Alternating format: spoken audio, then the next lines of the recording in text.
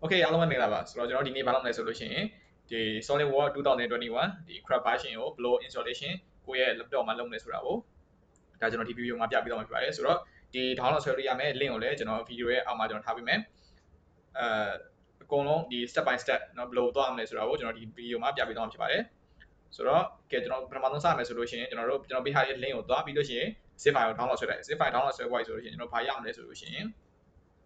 ကျွန်တော်တို့ဒီမှာဒီမှာ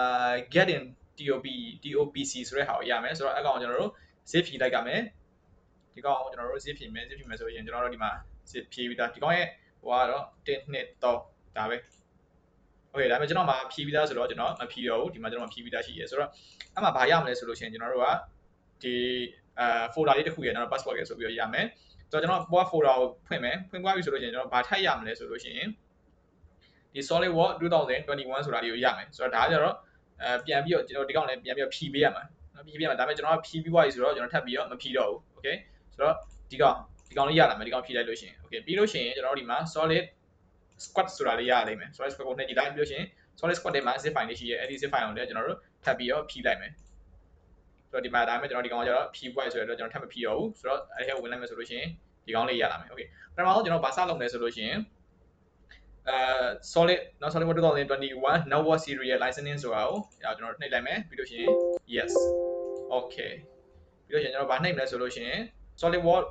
flashnet server ဆိုတာရှိတယ်အကောင်ကိုကျွန်တော် copy ကူးလိုက်မယ်ပြီးလို့ရှိရင်ကျွန်တော်တို့ C ထဲဝင်မယ်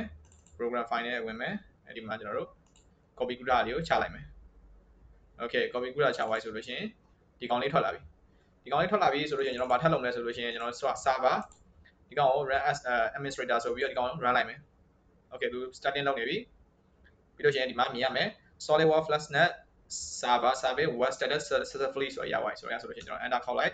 အဲဆိုရင်ကျွန်တော်ဒီဆင်ပြီးသွားပြီပြီးလို့ရှိရင်ကျွန်တော်တို့ download ဆွဲခဲ့တဲ့ဥစ္စာကိုပြန်သွားမယ်ဖွင့်ခဲ့တဲ့ folder လေးကိုသွားမယ်ပြီးလို့ရှိရင်ကျွန်တော်ဒီကောင်ကိုunzip လုပ်လိုက်တဲ့အတွက်ဒီကောင်ရလာတာ okay ဒီကောင်လေးဝင်မယ်ပြီးလို့ရှိရင် setup file ကိုသွားမယ်ပြီးလို့ရှိရင်ဒီကောင်ကိုကျွန်တော်တို့ run as an administrator အနေနဲ့သွားမယ်ဒီကောင်လေးရလာပြီဒီကောင်လေးရလာပြီဆိုလို့ရှိရင်ကျွန်တော်ဗာနှိပ်မလဲဆိုလို့ရှိရင်ကျွန်တော် okay ဝင်နေလိုက်မယ် okay နှိပ်သွားပြီဆိုလို့ရှိရင်ကျွန်တော်ဗာရလာမလဲဆိုလို့ရှိရင်သူ့မှာကဒီကောင်လေးပေါ်လာပြီ okay ဒီကောင်လေးပေါ်လာပြီဆိုလို့ရှိရင်ကျွန်တော်ဗာနှိပ်မလဲဆိုလို့ရှိရင် next ကိုသွားမယ်ပြီးလို့ရှိရင်ဒီမှာဒါတော့သူ့ license key ပေါ့ next ကိုသွားမယ်ဒီကောင်လေးကနည်းနည်းလေးစောင့်ပါတယ်သူကနည်းနည်းဒါဒီကောင်ကိုဒီ installation လုပ်နေတဲ့အချိန်မှာဒီ internet ပိတ်ထားတာပို့ပြီးတော့အဆင်ပြေပေါ့ဘာလို့လဲဆိုတော့ကျွန်တော်ဒီ craft version ဖြစ်တဲ့အတွက် internet ချိန်မိနေလို့ရှိရင်တချို့အားဆိုလို့ရှိရင်ဒီတော့ပြီးတော့ license ထိရအောင်ပါလို့အဲ့လိုမျိုးဖြစ်တတ်တယ်ပေါ့ okay ဆိုတော့ connecting to SolidWorks ဖြစ်နေပြီ okay ပြီးလို့ရှိရင်ကျွန်တော်ဒီမှာဒါသူ့ရဲ့ package တွေလဲပေါ့နော် package တွေကဒီမှာဆိုရင် SolidWorks file utility ပြီးလို့ရှိရင် e-drawing ကျွန်တော်အဲ့ထက်လိုသေးတယ်ဆိုတော့ကျွန်တော်ဒီမှာဒီကောင်နေမယ် select different product okay နေပေးလိုက်မယ်ပြီးလို့ရှိရင်ကျွန်တော်ဒီမှာဒီကောင်လိုချင်တာ okay ဒီကောင်လည်းပါလာပြီ okay ကျွန်တော်လိုချင်တာလေးအကုန်လုံးပါလာပြီဆိုလို့ရှိရင်ကျွန်တော် install now နှိပ်မယ် okay ကျွန်တော်ဒီမှာမလိုတဲ့ဟာတွေနဲ့ထပ်ဖြတ်လိုက်မယ်နော်ဒီကောင်ဆိုလို့ရှိရင်ကျွန်တော်သိမလို okay ကျွန်တော် e-drawing မလို utility လည်းမလို flow simulation မလိုသေးဘူးဒီကောင်လေးမလိုသေးဘူး okay နော်ဒီကောင် PCB လည်းမလိုသေးဘူးကျွန်တော်အခုလိုနေရကြတော့ဒီ SolidWorks ကိုပဲအဓိကလိုနေရဖြစ်တဲ့အတွက်အကောင်ပဲကျွန်တော်အရင်ဆုံးလုပ်ကြမယ် okay ရပြီ install သွားမယ်ဆိုတော့ဒီမှာဆိုလို့ရှိရင် port server 25734 local host okay နေလိုက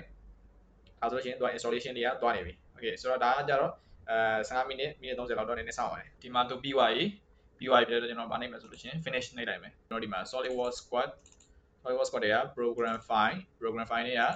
SolidWorks corporation ဆိုတာကို copy ကူးခဲ့မယ်ကူးသွားပြီဆိုလို့ရှိရင်ကျွန်တော်ဘာလုပ်မလဲဆိုလို့ရှိရင် C ထဲကိုဝင်ပြီးရင် program file ထဲကိုသွားပြီးရင်အမှ copy paste ချပေးလိုက် okay ဆိုတော့ continue okay ရပါပြီနော်ဒီကောင်ရပါပြီပြတဲ့အတွက်ကျွန်တော်တို့ဘာလုပ်မလဲဆိုလို့ရှိရင်ပြန်ထွက်မယ်လို့ရှိရင်ကျွန်တော်တို့ဒီ download ဆွဲရတာသွားမယ် okay ဆိုတော့ကျွန်တော်တို့အကုန်လုံး set up ပြီးပြီဘာလို့လဲဆိုတော့ဒီမှာSolidWorks squad ထဲမှာfile server ကိုလည်း copy ကူးပွားပြီပြီးလို့ရှိရင် program file ဒီ program file နဲ့က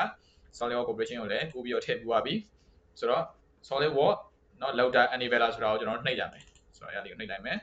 လို့ရှင် yes လို့သွားပေးလိုက် okay ဆိုတော့ကျွန်တော်တို့ပြီးသွားပြီဆိုတော့အကုန်လုံး set လုပ်ပါပြီဆိုတော့ကျွန်တော်တို့သွားပြီးတော့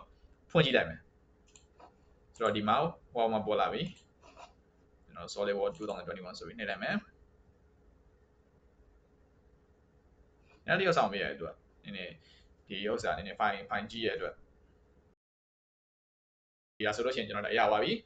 ဒီမှာဆိုလို့ရှိရင်ဒါကျွန်တော်ဆွဲခဲ့တဲ့ဟာတွေပေါ့ okay တော့နည်းနည်းဆောင်ပေးရတယ်နည်းနည်းဆောင်ပေးရတယ် okay ဟုတ်ပြီဗျာဒါဆိုလို့ရှိရင်ဒါကျွန်တော်ဆွဲခဲ့တဲ့ဟာကိုသွားပြီးတော့ပတ်လုပ်ထားတယ် drawing မြတ်ထုတ်ထားတာပေါ့